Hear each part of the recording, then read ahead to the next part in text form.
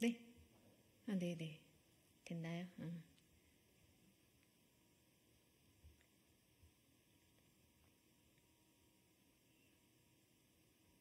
고맙습니다. 네, 녹색정의당 대변인 김민정입니다. 브리핑 시작하겠습니다. 사교육비 역대 최고 증가, 정책 실패입니다. 초중고 사교육비가 또다시 증가했습니다. 3년 연속 역대 최고입니다. 고등학생이 가장 많이 악화되었습니다. 국가통계가 계속 경고했지만 정부는 사교육비를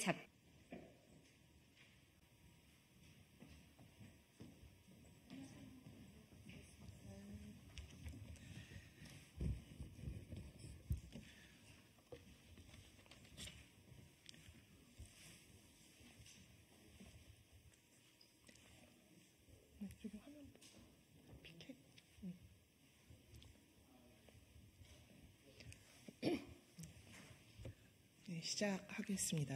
네. 안녕하십니까. 녹색정의당 성평등인권 이주민본부 공동본부장 박지아입니다. 녹색정의당의 성평등 공약을 발표하겠습니다. 녹색정의당의 성평등 공약은 3월 8일 세계 여성의 날을 맞이하여 3월 7일에 공약 전문이 발표된 바가 있습니다. 오늘은 녹색정의당의 성평등 공약이 어떤 의미로 만들어졌는지, 그리고 여성의 삶을 어떻게 담고 있는지를 당사자의 목소리로 직접 이야기하는 자리로 준비되었습니다. 이번 22대 국회의원 선거는 여성과 성평등의 입장에서는 매우 심각한 선거입니다. 지난 몇 번의 선거에서도 여성이 사라졌다는 말을 계속했는데 이번 총선에서는 그동안 여성들의 투쟁으로 만들어온 미투 운동 등의 성과까지 되돌리려는 시도가 이어지고 있습니다. 한국 남녀 임금 격차 68.8%, 유리천장 지수 OECD 국가 중 12년 연속 꼴찌인 나라, 여성 직장인 4명 중 1명이 임신 출산에 따른 직접적인 차별을 경험하는 나라, 국회의원 중 여성 의원이 18.5%에 불과한 나라, 19시간에 1명의 여성이 친밀한 관계의 남성에 의해 살해되거나 살해될 뻔한 나라. 이게 바로 2024년 대한민국에서의 여성의 삶입니다. 이러한 여성의 삶을 바꿔야 하는 것이 정치이고 국회인데 각 당의 여성 공약은 제대로 준비되지 않거나 21대 국회에서도 의원 수가 충분함에도 통과시키지 않고 재탕으로 내놓은 공약들도 있습니다. 반면에 여성 정책이란 이름으로 저출생 관련 정책들만 언론 기사로 쏟아지고 있습니다. 하지만 여성들은 알고 있습니다. 비혼, 기혼 여성들이 왜 결혼과 출산을 선택하지 않는지에 대해서 말입니다. 여성만이 아니라 남성들도 비슷한 상황입니다. 각자 도생의 삶 속에서 본인의 삶조차 챙기며 살기 버거운 사회입니다. 희망이 보이지 않아 출산을 하지 않는 삶을 선택하는 사회에서 무엇보다 절실한 것은 지원금 몇 푼이 아니라 여성들이 살아남을 수 있고 살아갈 만한 대한민국을 만드는 것입니다. 이것이 2024년 대한민국 정치가 해야 할 일입니다. 녹색정의당은 여성 문제를 부차적인 것이 아니라 사회 전체 문제로 삼고 시민의 기본권으로 보장하는 정책을 준비했습니다. 성차별을 나중에가 아니라 지금 당장 해결할 우선 과제로 삼는 공약을 만들었습니다. 한마디로 하면 성평등 대한민국을 만들겠다는 것입니다. 특히 더 이상 여성의 삶도 페미니즘도 이야기하지 않는 22대 총선에서 녹색정의당은 더 큰 책임감을 갖고 성평등 대한민국을 만드는 역할을 해나가겠습니다. 녹색정의당이 만들 성평등 대한민국이 어때야 하는지 여성들의 이야기를 직접 듣는 시간을 갖도록 하겠습니다.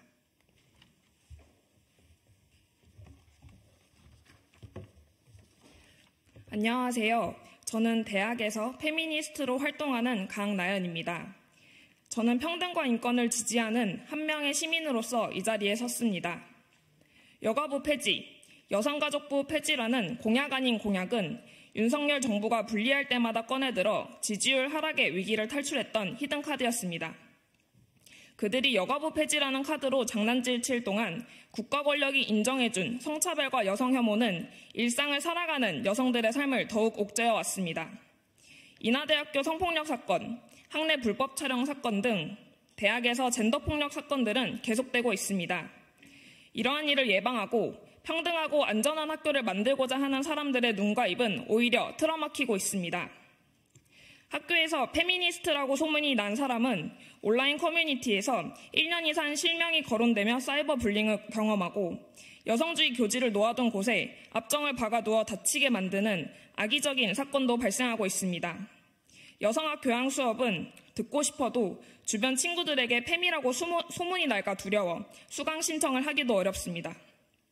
심지어 최근 프로젝트 문 사건처럼 직장에서 집착적으로 페미니즘에 관련된 적이 있는지 색출하는 일이 반복되자 페미니즘 동아리에 관심을 갖는 것조차 취업에 지장이 있을까 두려워하는 현실입니다.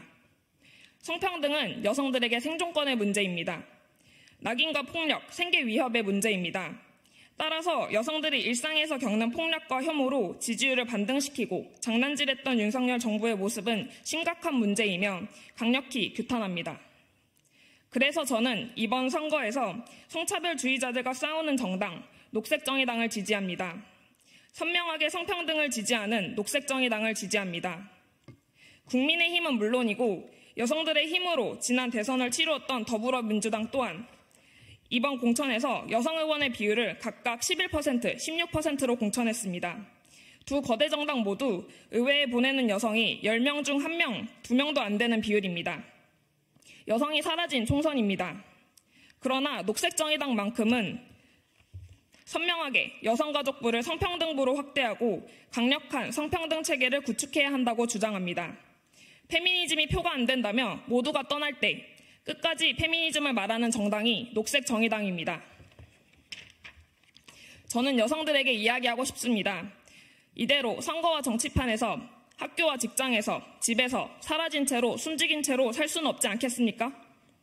평소에는 우리를 검열하는 그들이 강해 보이고 혼자 맞서는 것은 쉽지 않을 수 있습니다. 하지만 우리에게는 그걸 뒤집을 단 한 번의 기회가 있습니다. 바로 선거입니다.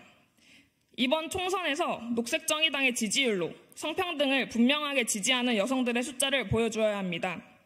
서울시장 후보로 나온 페미니스트 후보가 8만 표를 얻은 후에 언론은 페미니즘 정치의 시작이라고 말했습니다. 구체적인 숫자인 8만 명으로부터 페미니스트 정치를 꿈꿀 수 있었습니다. 여성들이 강남역과 해화역에 모였을 때 가장 유력한 대통령 후보는 스스로를 페미니스트 후보라고 이야기했습니다.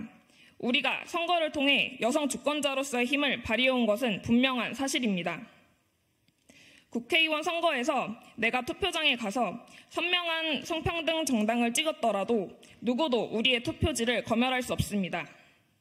개개인은 맞서 싸우며 위협을 받지만 총선의 날 그 단 하루에 녹색정의당에 모아준 그 한 표는 성평등을 지지하는 몇만 명의 다수의 시민들의 목소리가 되어 한국 사회의 성평등 흐름을 다시 만들어낼 것입니다. 선명하게 페미니즘을 이야기하고 선명하게 성차별을 반대하는 정당, 녹색정의당으로 여성 주권자의 힘을 보여줍시다. 감사합니다.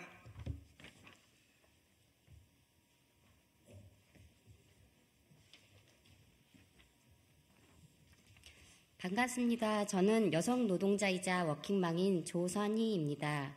아이들을 키우며 집안 살림을 하면서 보육교사로 생활하고 있습니다. 결혼 후 큰 아이를 임신하고 유산기가 있다는 이야기에 어린이집을 그만둘 수밖에 없었습니다. 육아휴직 제도가 있었지만 어린이집에서 사용하지 못하게 하여 제가 선택할 수 있는 길은 퇴사뿐이었습니다. 2살 터울의 아이들을 낳고 둘째가 7살 때 다시 일을 시작했습니다. 그러나 정교사가 아닌 실수령액 100만 원이 안 되는 보조교사로 취업을 하는 것을 선택했습니다. 어린이집은 눈치가 보여 휴가를 사용하기 어렵고 경력이 많은 사람은 채용되기 어려운 분위기 때문에 육아를 병행해야 하는 조건에서는 야근도 많은 긴 근무 시간을 감당할 수 없었기 때문이었습니다. 저는 현재 1년 계약직에 채용되어 매년 재계약을 해야 합니다. 나라에서 지원이 끊기면 일자리도 사라지는 불안한 상황으로 일을 하며 퇴근 후엔 집으로 돌아가 아이를 돌보며 가사노동도 해야 하는 슈퍼우먼으로 살아가고 있습니다. 매수간 최선을 다하지만 내가 일을 해서 아이들을 방치하나 싶은 죄책감과도 싸우면서 항상 종전거리며 살아가는 느낌이 듭니다.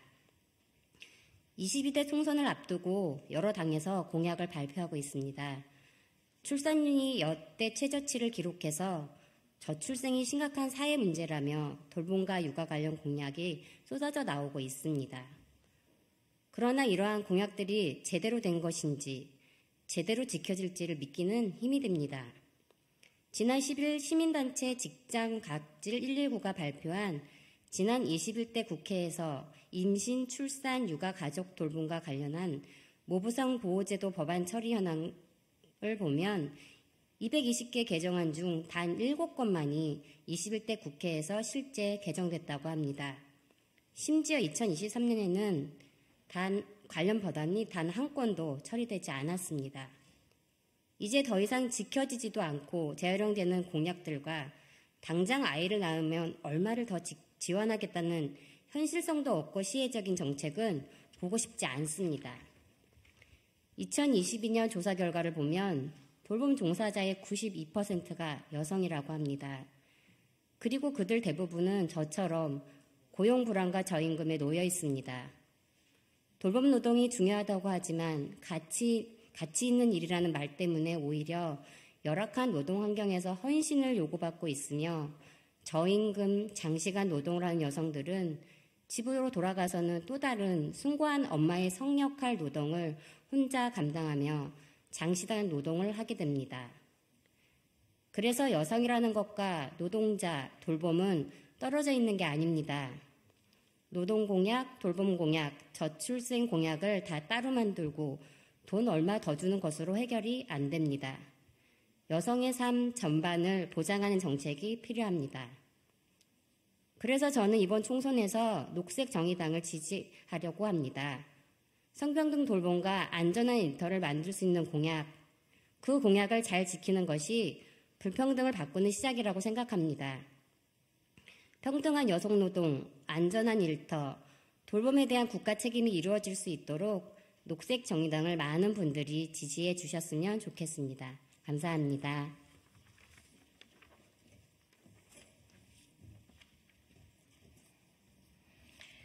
서울여성의 젠더폭력 끝장사업단장 윤미영입니다. 저는 2024년 22대 총선에 제대로 된 젠더폭력 해결책을 요구하는 여성으로서 절박한 마음으로 이 자리에 섰습니다. 일면식도 없는 가해자로부터 이유 없이 폭력을 당한 부산 돌려치기 사건, 많은 분들이 기억하실 겁니다. 이 사건은 대한민국에서 젠더폭력이 어떤 것인가를 단적으로 보여주는 사건이었습니다. 피해자는 아무 이유도 아무 잘못도 없이 어느 날 갑자기 단지 여성이라는 이유로 무차별한 폭력과 성폭력을 겪었습니다. 그리고 기억을 잃은 채 본인이 성폭력을 겪었을 수 있다는 것을 경찰이 제대로 알려주지 않아서 이 사실을 나중에야 알았습니다. 그리고 가해자의 보복 협박에도 시달렸습니다. 피해자가 나서야 겨우 사건을 세상에 알릴 수 있었고 피해자가 나서야 겨우 사건이 해결될 수 있었으며 피해자임에도 비난을 받아야 했습니다. 이 안에서 국민 안전에 대한 국가의 책임은 없었습니다. 이 사건만이 아닙니다. 강남역 사건이 그랬듯이 신당역 사건이 그랬듯이 수많은 여성들은 이 사건을 뇌리에서 잊지 못하고 있습니다. 잊을래야 잊을 수가 없습니다. 여성들의 불안은 이렇게 그저 막연한 것이 아닌 구체적인 사건들로 채워져 있습니다. 젠더폭력이 만연한 한국 사회에서는 날마다 숨지고 다치는 여성들의 이야기가 뉴스에 나옵니다. 그러나 뉴스에 나온 것은 빙산의 일각이고 심각하고 충격적인 사건들만 뉴스화됩니다. 일상을 살아가는 대부분의 여성들에게 젠더폭력은 공기와 같이 주변을 에워싸고 있습니다. 그렇기에 젠더폭력 문제를 해결하는 것은 대한민국 국민의 절반, 여성들의 안전한 삶을 위한 것이지 우리 사회가 안전사회로 진입하기 위해 필수 불가결한 과제입니다. 여성들은 일상에서 젠더 폭력의 심각성을 매일 느끼는데 선거에서는 전혀 언급되지 않는 지금의 총선 국면은 여성들에게 참으로 아이러니가 아닐 수 없습니다. 부산 돌려치기 사건 이전에 신당역 사건이 있었고 N번방이 처음이 아님을, 강남역 사건도 처음이 아님을 우리는 알고 있습니다. 젠더 폭력의 실태가 나아지고 있다는 지표는 한국 사회 그 어느 곳에서도 찾아볼 수가 없습니다. 그러나 젠더 폭력 정책은 선거의 유불리에 따라서 붙였다 떼었다 할 수 있는 정책이 아닙니다. 2024년 22대 총선 젠더 폭력 정책에서 각 정당과 후보가 보여줘야 할 가장 중요한 것은 국가의 입법 권력으로서 폭력을 근절하고자 하는 해결 의지입니다. 개인의 불행이 아니라 사회의 문제, 국민의 안전권으로서 국가가 책임져야 할 문제로 삼는 것입니다.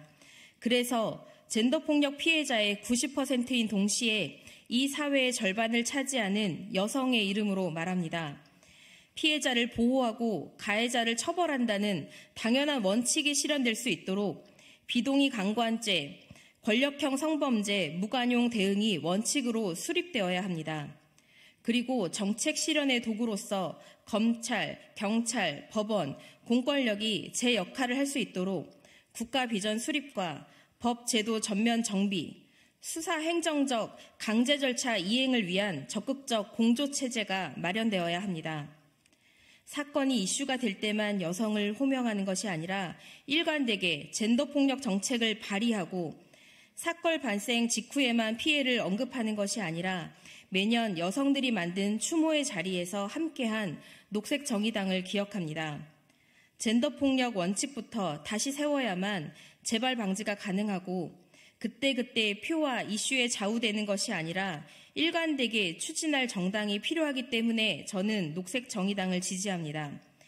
지금은 여성의 안전한 삶과 젠더 폭력 해결을 위해 녹색정의당이 필요한 시기입니다. 감사합니다.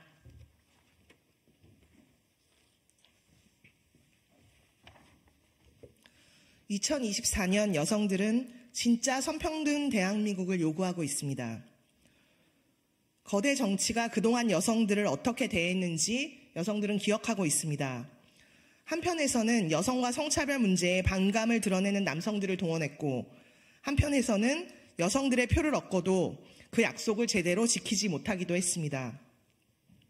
그래서 22대 총선에서 여성들은 누구를 찍어야 할지 모르겠다는 이야기도 나오고 있습니다. 그러나 오늘 여성들의 목소리처럼 대한민국에는 변화가 필요한 여성들의 삶이 존재하고 당장 해결해야 하는 과제들이 절박하게 존재합니다.